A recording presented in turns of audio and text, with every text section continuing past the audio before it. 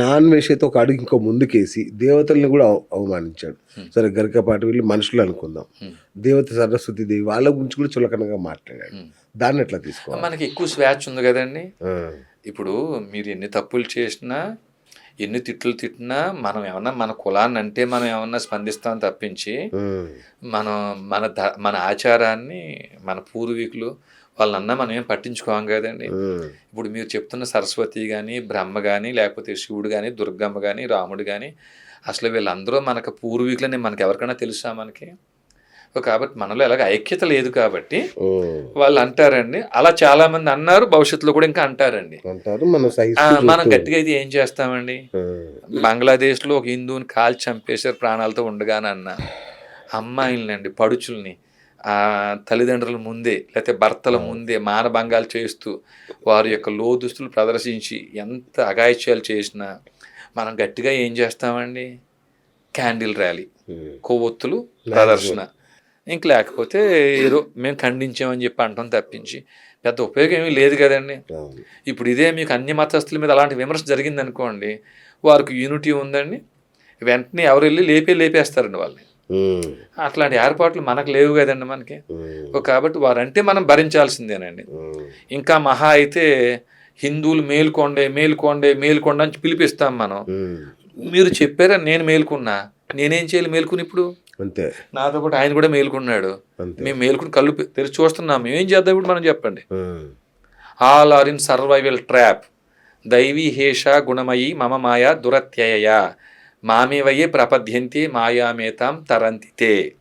మనం ఒక మాయలో పడిపోయి ఉన్నప్పుడు మనకేదో అవకాశం దొరికింది కాబట్టి ఈరోజు కెమెరా ముందు అన్వేషణ గురించి మాట్లాడుతున్నాము. నాకంటే బాగా చెప్పగలుగుండి అవకాశం లేని వారు చాలా మంది ఉంటారు. కానీ కారణం ఏమిటి? పరిష్కారం ఏమిటి?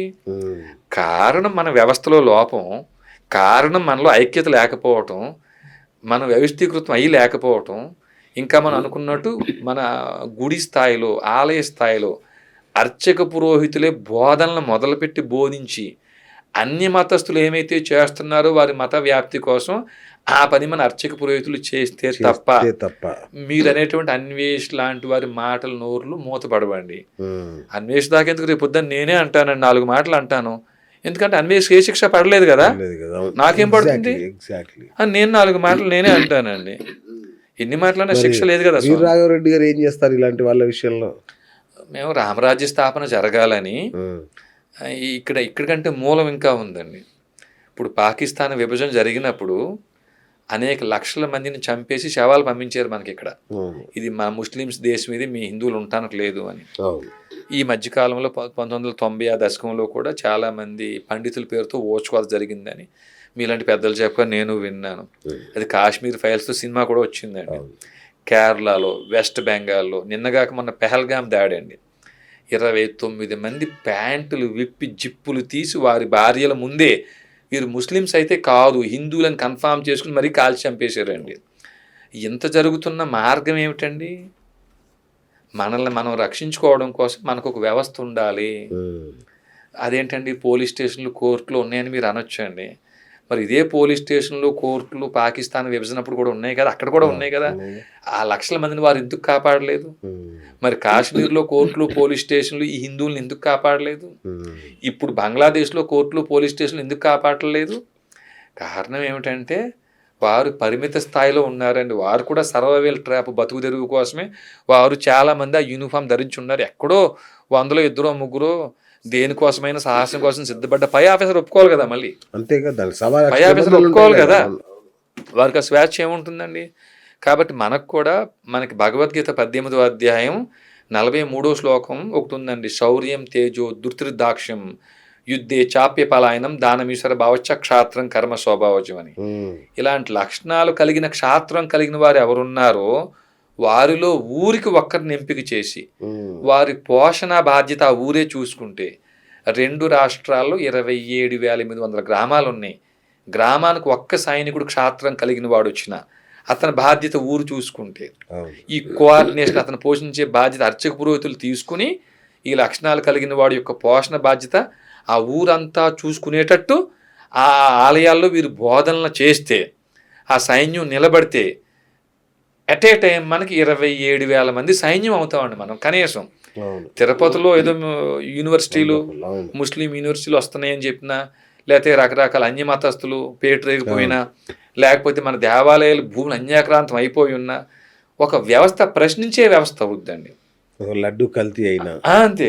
రాజకీయ వ్యవస్థ ఎంతసేపు కూడా వారు రాజకీయ స్వలాభం కోసమే వాళ్ళు పనిచేస్తారండి. వాళ్ళు ధర్మం కోసం వాళ్ళు పనిచేయరు. కాబట్టి ఈ వ్యవస్థ ఏర్పడాలని కోరుకుని 2 రాష్ట్రాల్లో పర్యటించి అర్చక పురోహితుని కలిసి, అయ్యా మరి అన్య మతస్థులు ఈ రకంగా చేస్తున్నారు, వారు ఐక్యత కోసం వారి యొక్క మత వ్యాప్తి కోసం వారు బోధనలు చేస్తున్నారు, మన రక్షణ కోసం మీరు బోధించండి, ఊరికి ఒక సైనికుడిని ఎంచుకోండి, మీరు మాకేం డబ్బులు ఇవ్వద్దు, ఆ ఊరు సైనికుడి పోషణ మీరే చూసుకోండి.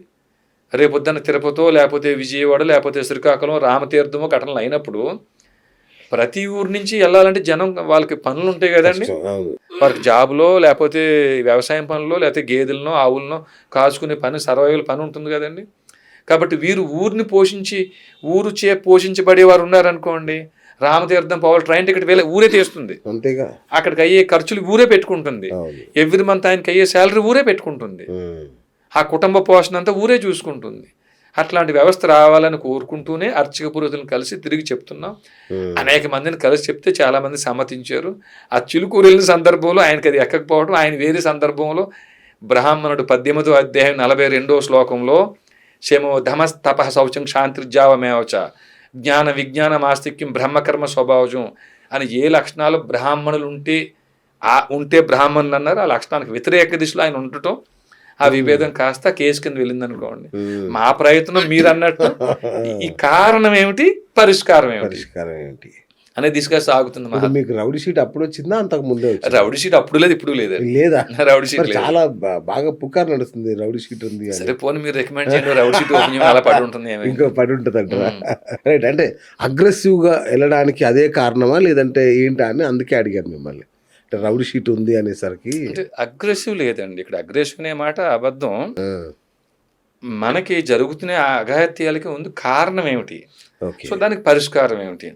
ఇప్పుడు నేను 2 ఆడపిల్లల తండ్రిని అండి. ఇప్పుడు నాకు 46 సంవత్సరాల వయసు, 20 ఏళ్ళలో 25 ఏళ్ళు శరీరం లోపల ఉంటాను.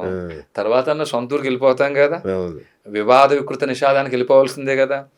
ఈ పిల్లలకి ఏదైనా ఒక మంచి ఆస్తి ఇచ్చి వెళ్ళాలంటే ధర్మస్థాపన అయి ఉండాలి. ధర్మస్థాపన అవ్వాలంటే ముందు ధర్మస్థాపన చేస్తానన్న న్యాయస్థానాలు దుష్ట శిక్షణ శిష్ట రక్షణ చేస్తే ఇప్పుడు మీకు నాకు పని ఉండేది కాదు. కాబట్టి వారు ఆ పని చేయట్లేదు. న్యాయమూర్తులు ఈ పని చేయకపోతే వీరి మీద ఈ 197 సిఆర్పిసి ప్రయోగించాల్సినటువంటి కేంద్ర రాష్ట్ర ప్రభుత్వాలు ఆ పని చేయట్లేదు. కాబట్టి కేంద్ర రాష్ట్ర ప్రభుత్వాలకి ఇటు న్యాయమూర్తులకి ఈ వ్యవస్థలకి మనమే యజమానులం కదా. మరి మన కోసం మనం ఏర్పాటు రక్షణ కవచం, కనీసం వారిని ప్రశ్నించడం కోసమైనా ఓ రక్షణ కవచం ఏర్పాటు చేయాలనే ఉద్దేశంతో చేసే ప్రయత్నమే. దానికి మీరు అగ్రెసివ్ అని పేరు పెట్టిన ఇబ్బంది ఏం లేదు.